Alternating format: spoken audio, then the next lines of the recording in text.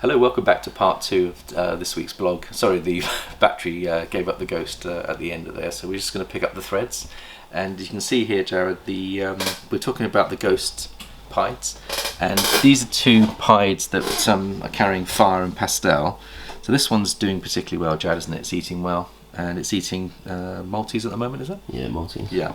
So let's just bring him out and have a look at him and see. It's a girl, this one. This is a girl. Are they both girls? Both girls. They're both girls. I got lucky on the odds as well. Yeah, so you can see the impact of the fire and the pastel together is absolutely beautiful, and we'll see whether it's carrying ghosts. Can you see the oranges in there as well, Jared? Mm. That's why I'm saying this one looks more orange than the other one, so this one actually I still think it could still be a double visual, not 100% certain.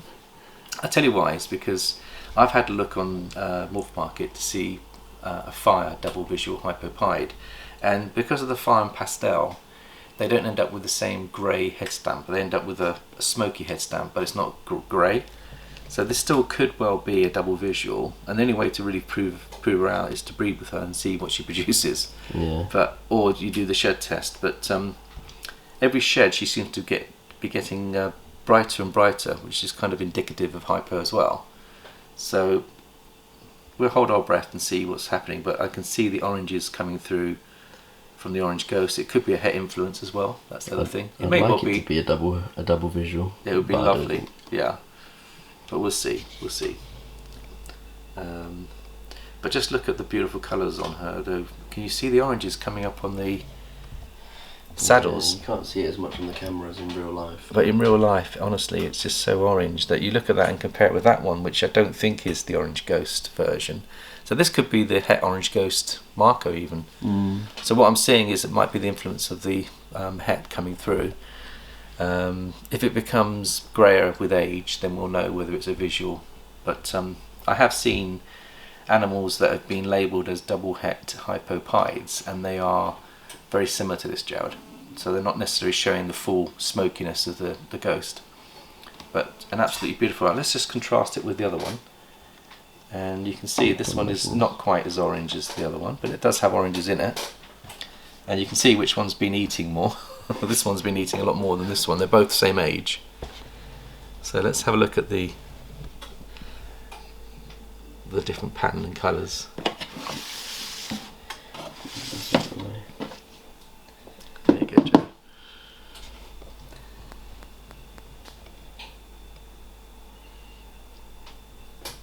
This one's a lot more orange in my book, so it may well be. There is oranges in this one. This one's more like a yellowy. Yeah.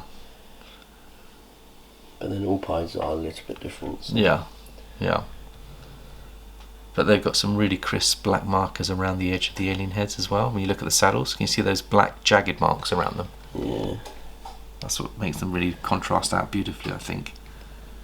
And this one's got slightly different banding. Can you see that one's got more of a neck pattern than this one. This one tends to be, so this one might be carrying the fire. This might not be. Maybe this one isn't fire. Yeah. Maybe it's a pastel, a beautiful pastel, which has got het DG or het ghost influence. This one I think does have fire in it. Beautiful, aren't they? Just beautiful snakes there, Jared. Yeah. Really lovely. Right, we'll put these back and then we'll bring Big one out. in here. Sorry? Big one in there. Big one in there, yeah. And the little one in there. Yeah, and now we'll bring out the ones that we're going to be seeing if there's any markers on them, and then we'll make them available to our subscribers. So, we'll put these ones back.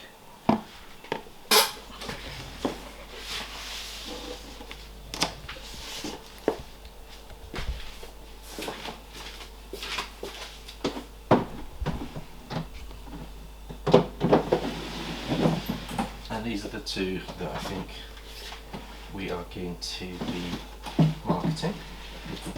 And you've called them, you've given them some names, Joe. They're both females, are they? I think so, yeah. Both females. Both girls. Both girls. They're on Morph Market at the moment. Yeah. That one's going into show, I think. Yeah. There we go. So this one looks so much like its mother, Moneypenny. almost identical to the mother. But Yes. can you see the oranges on the belly? So those bright oranges could be indicative of the het orange ghost markers coming through, Joe. If we, It's a pastel possible double het, 66% orange ghost pie, isn't it? yeah, exactly. So it's a beautiful, beautiful animal. There we go. You can see the markings on it. And this one looks like it's got some tracks, so it could well be 100% het for pied here. Yeah. Tracks aren't always a telltale sign, but No. So we'll try and open this one up if we can. There we go. Alright, have a look at the tracks, Jared.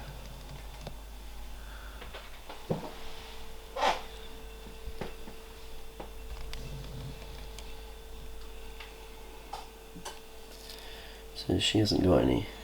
Yeah. She hasn't got the black lines, so she Yeah. might not be pied. Yeah. But she might be still. Like it again, it doesn't guarantee anything. No, I wonder if there's any ringer on this one at all. Just check to see if there's a ringer. No. So this one doesn't seem to have the tracks or the ringer. So it may not be pied, but the It oranges still could be though, which is could be still, yeah, but the oranges are very, very strong on this one, which could mean that there could well be the influence of the orange ghost het on here. But some crazy patterns though. If you look at the patterns on the side, they're quite crazy, aren't they? There's a mixture of alien heads that these ones have alien heads and these ones don't at the tail. So very similar to the mother though. There we go. And this one is coming in at £70. So if anyone wants to get into the project, and that is a female. Okay, now let's get out the other one as well. Now this one is in shed, Jared, but it's let's have a little look. It's good weight to them. I haven't weighed them, Jared, but what weight do you think they're coming in at? About 300, maybe 400? Yeah, closer to 4, I'd say. 400. Look at the belly markings on this one, Jared. Very unusual. It's almost got popcorn coming up on the side. Can you see it? Mm. So I wonder if it's very interesting. I've never actually seen one with all this popcorning coming up on the inside. You see that? It's quite unusual, Jared.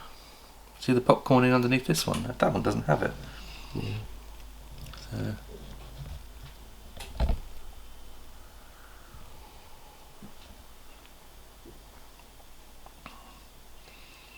And again, the pastel wipes out a lot of the tracks. So when you're looking at a pastel, Jared, just because it doesn't have tracks doesn't mean to say it's not pied.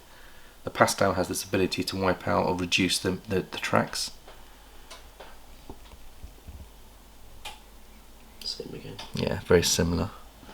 I'm just going to see if there's anything else going on here.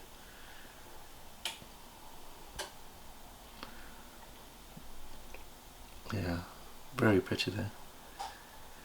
Right, I think that just about does it for the ghost project here. So we'll put those ones back in, and then we'll just finish with a couple of locks for this week.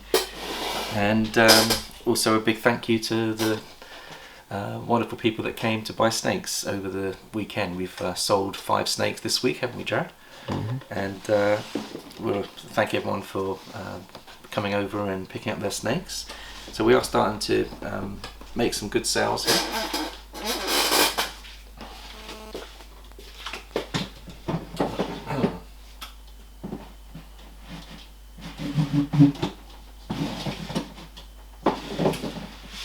Okay, so let's just have a look at the locks for this week. We didn't do a lot of locking because a lot of the girls are going into shed. We wanted to rest the boys, so give them a week off. And sometimes that's a good thing to do, just give everything a rest, settle down. And what we found is a lot of the girls are bowl wrapping, so you can see that Tess is cooling off. She's been at the bowl side of there, and she's coming out, she's shed out, she's doing particularly well. She's our spot nose 100% het clown girl. She's bowl wrapping, and Isa, she's shed out as well. see that she's looking really beautiful as a desert ghost, isn't she? And she looks lovely. Every time she sheds, she looks brighter and brighter and brighter. So very happy with that. And then here you can see the black-haired lavender boy did his second lock. Last week we put him to Queenie, which is a clown girl.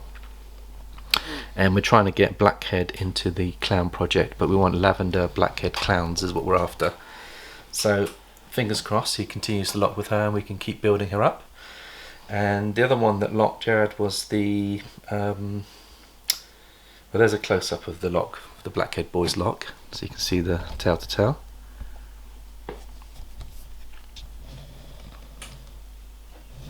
Okay, and then we've got, let's just see, there was one other lock. I'm not sure whether I videoed it or not, but I think the F&F line Pringle Calico girl, she locked with Apollo, our banana boy, and she's building nicely. Since mobile data is turned off, you'll have to connect to the Wi-Fi network first. Phone always keeps It keeps going off, Jared. So that's that one, and also your girl Calypso, Bow's are locked with her as well, Jared. So, and she's looking good too. So we got a second lock from Bowser on this girl here. And there she is. the Grail project. Yeah, she's lovely, isn't she? Pastel clown girl, 100% het for pied. We put the Dreamsicle boy to her. Now Bowser's going into shed, so we're going to rest him this week. Be no breeding for him. And then once he's rested, we'll then put him back to some of the other girls that he's doing a valiant job on, which is wonderful. So it's a really question of just feeling your way through the breeding season, adjusting to when the snakes go into shed, adjusting when the girls are actually bowl wrapping.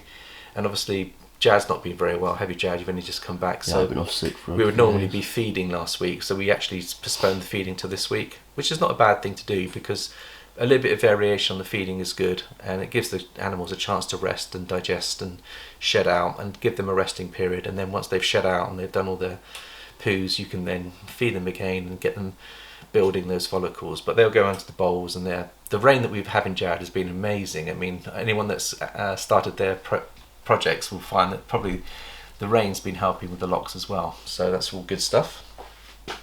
So the final thing we're going to end on is the couple of new projects that we're going to be investing in. So I just wanted to talk about why it's important if you can. It's difficult in this current economic climate to look at picking up new snakes in your facility, but what I've worked out is the market is constantly, the genes are going up and the prices come down. So for people getting into the hobby for the first time, there's never been a better opportunity to buy high-end snakes at affordable prices. So Jad and I have been just doing a little bit of research on the Wolf Market account, and we've got 4 more snakes that are coming, of which I think we've highlighted some of them already, but there's 2 I wanted to explain. Is we are going to try to get the Desert Ghost going into the Pied project, and we've been able to locate a pair for a pretty fair and reasonable price. These are Desert Ghosts that were hatched 3 months ago in August, and this is the girl that is a pastel Desert Ghost, and she's 100% het for pied. So it might take us 3 years for her to be up to sexual maturity, but she's going to be part of the Desert Ghost Pied project that we're building. And then the boy is a pastel Desert Ghost 100% het for pied boy, and so we'll bring him up to size in the next 18 months, and we'll plug him into some of our pied girls, and we'll produce visual pieds that are then 100% het for Desert Ghost, and then we can put in some further breeding at a later point to get the double recessive with some codoms in. So that's really exciting. So we've got that coming in November. So there's going to be 4 snakes coming in November, and we're bringing them in now, growing them up. So the idea is bringing in these extra genetics, it gives you options going forwards, because you can't always produce everything yourself. And I think that while the market is pretty good at the moment, it's a good time to be getting into some of these double recessive projects for reasonably good prices. And that way it allows you to keep your collection moving forward, accelerating and keeping up. As the prices are coming down, you want to put in higher end genetics so that when you come to produce those snakes in 3 years, they're actually going to be highly saleable, marketable, and even if they do come down in price, the price that they drop down to will still generate income to keep everything fed, watered and taken care of. So it's a question of actually investing for the future as well. And I think that's just about it, Jazz. So say we've sold these 2 snakes on the weekend. Oh, we sold 3 actually. So that's one we sold on the weekend, and that was picked up here. Lovely guy called Charlie, and we want to thank Charlie for his business. And then we also sold this one here, which is a Phantom Pastel. So he's getting into the hobby and wants to produce some bells. So he was really grateful, Jared, for the snakes that he picked up. And also he wants to get spider banana clowns. So he picked up one of our spider banana clowns as well, and picked up 3 snakes. So he's obviously got the eye of the tiger at the moment. He's looking forward to building up his ball python collection. And you, Jared, have also sold 2 other snakes, which are going to be picked up in November. Let's have a quick look at those, the ones that we're going to be getting. So we've got the this one here. So this is going to be a banana. Pastel banana. A pastel banana. Let's get it in the light, Jared, because I think it's a bit dark here. So this one we sold. Is that possible orange dream as well? Yeah, it's a banana pastel possible orange dream. Yeah. And it could well have orange dream looking in that, Jared. So we've got some funky patterns going in there, isn't it? Where's his head? He's tucked in there. So, yeah. So thank you very much. So we've got that one's going in November. And then also we've got one of our cinnamon pie boys, I think it's going to be sold. So she's also picking up, I think it's Ginny, isn't it, that's picking those up. Or at least we're delivering them. And we've sold this one to Ginny as well. And this one is a beautiful, and it's shed out as well. So let's just show you what we're doing there. So we've sold this one, and that is a beautiful cinnamon pied. I'll just actually bring it out, I think, Jared, because it is so pretty, and it's a good size as well. Just look at that lovely silky brown head to it. Beautiful animal. And the tail as well.